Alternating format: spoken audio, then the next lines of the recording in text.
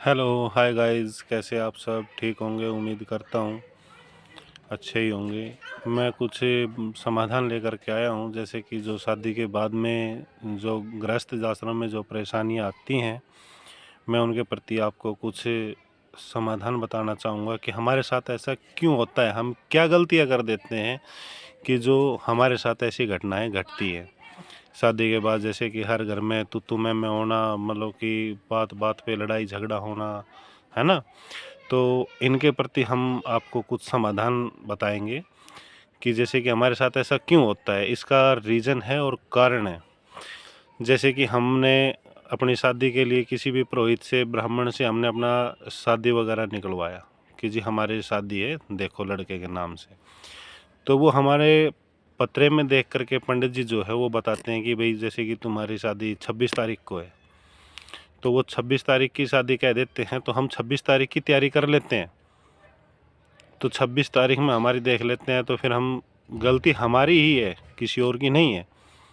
उन्होंने 26 तारीख का मुहूर्त निकाल दिया, तो हम क्या करेंगे, शाम को पहली बात तो बारात ही लेट जाएगी, पहला कारण।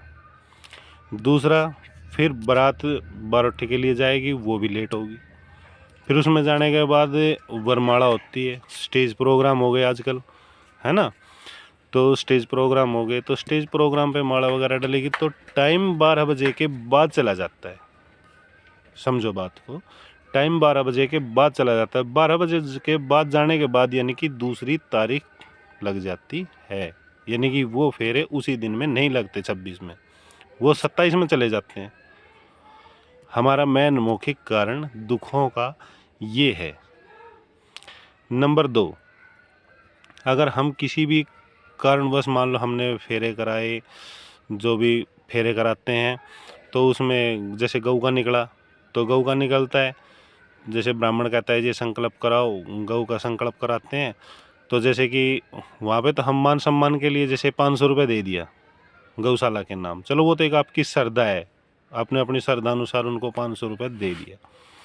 फिर उनका 500 रुपये का क्या करते हैं, या तो हम उनको भूल जाते हैं, या पंडित उठा के अपनी जेब में रख लेता है। वो बोलेगा जी ये तो हमारे होते हैं। उसका कैसे होता है, वो जो हमने गऊ का नाम से जो निकलवाया है वो गऊ का ही है।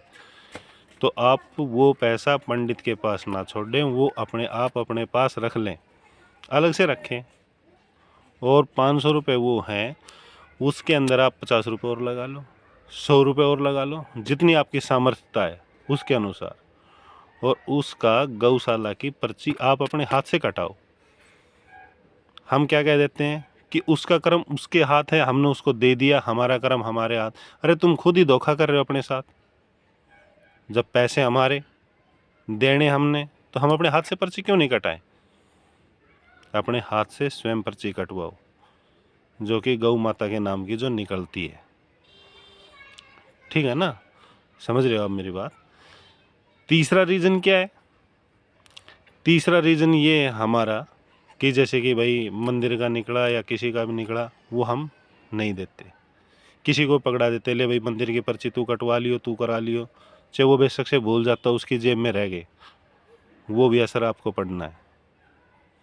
नंबर 4, आपने शादी करानी है, अपना पुश्तैनी ब्राह्मण पकड़ो, जो कि आपका कदीमी जो ब्राह्मण है, यानी कि पुराना जो ब्राह्मण है वो पकड़ो, वो आपका काम कराएगा।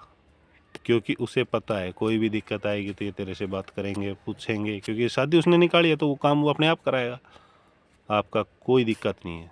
वो दिक्कत पंडित जी का है, अपने घर के पंडित जी से कराओ। दूसरी बात, ये 3 बातें तो मौखिक हो गई। नंबर 4, आजकल क्या हो गया, हर एक आदमी है, कोई किसी आश्रम में जा रहा है, कोई किसी महात्मा के पास जा रहा है, वो कह देते हैं, वो पाखंडी बाबा ऐसे बैठे हुए हैं कि आप मेरी पूजा करो और कुछ मत करो, ये मत करो, वो मत करो। अरे भाई समझो, आज के युग में जो पुराने टाइम के जो पंडित जी थे, जैसे दादा लक्ष्मी चंद हुए, या जैसे कि और भी जो साणे जो बड़े बुजुर्ग हैं, वो सभी कहते थे कि अपने पितरों को मानो। जो हमारे पितर हैं, पितर जो हैं वो ही सारे कार्य हमारे करते हैं। जैसे कि आजकल किसी को जैसे कि संतान नहीं हुई, कि बच्चा नहीं है जी, हमारे को तो ये परेशानी है। वो बाबा लोग साधुओं के चक्कर में पड़ जाते हैं, फिर बोलते हैं जी, वो कहते हैं, वो लुटा खसोटी मचाते हैं कि भाई 5,000 रुपये लगेंगे, 10,000 लगेंगे, हम तुम्हारा इलाज कर देंगे, वो कर देंगे, ये कर देंगे। ऐसा कुछ नहीं है, किसी के पास नहीं है बच्चे वगैरह। हमारे जो पितर हैं वो ही दोबारा हमारे कुल में जन्म लेते हैं, जैसे कि कहते हैं कि तीसरी पीढ़ी में सुधार आना है। ठीक है, तो भाई अपने पितरों को खुश रखो। मैं ये नहीं कहता कि आप किसी ब्राह्मण को बुलाओ या उसको वो करो, नहीं, गऊ को दो। ये कहा है, गऊ ब्राह्मण साधु की सेवा, इन तीनों की सेवा करो, घर में कोई दुखी नहीं बढ़ेगा। हमारे घर के मालिक जो, हम उनको की ही कदर नहीं करते। हम बाबा लोग जो ये साधु संत जो बने हुए हैं, हम उनके चक्करों में पड़ जाते हैं। ऐसा कुछ भी नहीं है। अपने पितरों को खुश रखो, घर में सुख शांति आएगी। किसी को कोई भी दिक्कत बन जाती है, जब ये बाज लेते हैं जी, आज तो वो कहते हैं ना कि सिर पे पड़ती है तो ही कुछ याद आता है। तो जब पंडित जी के पास जाते हैं, जी पंडित जी, हमारे घर में तो ऐसे ऐसे चाल बन गई, ऐसे बात है, ऐसे हो गया, ये हो गया, भाई हमारे बच्चा नहीं पढ़ता, घर में कलेश रहता है, विवाद है, बताइए आप हम क्या करें। पंडित जी ने क्या बताना है, समझो आप बात को, है ना। पंडित जी ने क्या बताना है जी, गऊ को तो रोटी खिलाओ, कुत्ते को रोटी डाल लो, और भाई पक्षियों को चुग्गा डाल दो, सतनजा कर लो, शनि मंदिर में चढ़ा दो, उसमें 7 कील डाल लो, कोयला रख लो, तुम्हारे ऊपर शनि चल रहा है, तुम्हारे ऊपर वो चल रहा है। ये ऐसा किसी के ऊपर कुछ भी नहीं चलता। तो मेरे भाई पहले ही आप इसका समाधान कीजिए। आप अपने हाथ से, जैसे कि भाई साल हो गया, आपकी जितनी श्रद्धा है, गऊ के नाम 500 रुपये, 1100 रुपये, 101 रुपये, 51 रुपये, जो आपकी श्रद्धा है, अपने उसके हैसियत के अनुसार आप अपनी गौशाला में पर्ची कटाइए। आपको उस पर भरोसा नहीं है, आप अपने हाथ से जाइए, अपने हाथ से गऊओं को गुड़ खिलाइए, या जैसे भाई रोटी हो गया, रोटी दे दीजिए, या जैसे चारा वगैरह हो गया, 1 ट्रॉली चारा डलवा दो, भाई तुम्हारे पास खेत है क्या है, जो भी है ना। तो आपके जीवन में ऑटोमेटिकली ही सुधार आएगा। आपके पास गरीबी भटकेगी भी नहीं, मेरा दावा है ये। आप गऊ की सेवा करो, कुत्ते को रोटी डालो, पक्षियों को चुगा डालो, आपका तो कुछ होगा ही नहीं। आपके घर में ऑटोमेटिकली सुख शांति आएगी। किसी बाबा के चक्कर में मत पड़ो, मत किसी तांत्रिक के चक्कर में पड़ो, है ना। इनके चक्कर में पड़ोगे, घर में नुकसान होगा, कलेश होगा, वाद विवाद बनेगा, और प्लस में जो है बदनामी होगी कि भाई ये तो ऐसे करते हैं, ऐसे करते हैं। वो उल्टे सीधे काम हमारे से करा देते हैं कि भाई 5 मिठाई ले जाओ, फलाना ले जाओ, वहाँ डाली आओ, वहाँ करी आओ। लोग बाग देखेंगे, आपस में तनाजा बनता है, ठीक है ना। तो मेरा कहने का तात्पर्य ये है कि आप अपने जीवन में खुशी और सुख लेकर आना चाहते हो, तो आप इन कामों को, जो भी मैंने बात बताई हैं, आप इनको आजमा करके देखिए। इनसे आपको पूर्ण फ़ायदा मिलेगा, 100% मिलेगा। अगर आपको फ़ायदा नहीं मिलता है तो ये मैं गारंटी देता हूँ। प्लस में जैसे कि मेरी माताएं बहनें जो भी हैं, आजकल कंपनियों में बहुत जाती हैं, क्योंकि मेरा तो सप्लाई का काम है, मैं फील्ड में रहता हूँ। मैंने आजकल देखा है, तो जैसे मैं फील्ड में बाहर जाता हूँ तो बहुत सी औरतें मैंने देखा है कि कोई कंपनी में है, कोई वेयर हाउस में है, कोई कहीं पे भी काम कर रही है। क्यों कर रही है? क्योंकि हमारे घर का जो मेन काम है वो तो हमने खुद ख़राब कर रखा है अपने हाथों से, और हम सुख ढूंढते हैं। ऐसे सुख नहीं मिलेगा मेरे भाई। सुख लेना है, मेरी माताएं बहनें जो भी हैं, अपने घर में जिसकी भी मानता है, पितरों को मनाइए, जो भी काम करिए, ठीक है।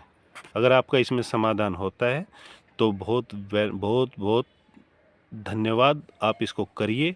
अगर आपका इसमें समाधान होता है तो अच्छी बात है, नहीं तो हम इसका समाधान आपको देंगे। लेकिन यह है, किसी बाबा के मंदिर के इसके चक्कर में ना पड़े, तांत्रिक वगैरह के चक्कर में ना पड़े। धन्यवाद, थैंक यू। शेयर करें, लाइक करें, दूसरों के जीवन को सुखमय करने के लिए इसको शेयर करें, ज़्यादा से ज़्यादा लोगों को पहुँचाएं। धन्यवाद, थैंक यू। अगर आपको वीडियो अच्छा लगा हो तो शेयर करें, सब्सक्राइब करें और लाइक करें, और कमेंट्स में ज़रूर लिख के दें। अगर इसका आगे आप समाधान चाहते हो तो हमारे को ये वीडियो आगे दोबारा फिर बनाएंगे इसी के चर्चा में, तो आपका समाधान भी हम देंगे इससे अगली वीडियो के अंदर। अगर आपको वीडियो अच्छी लगे तो शेयर करें, सब्सक्राइब करें और लाइक करें। थैंक यू, धन्यवाद, राम राम, जय गौ माता, थैंक यू।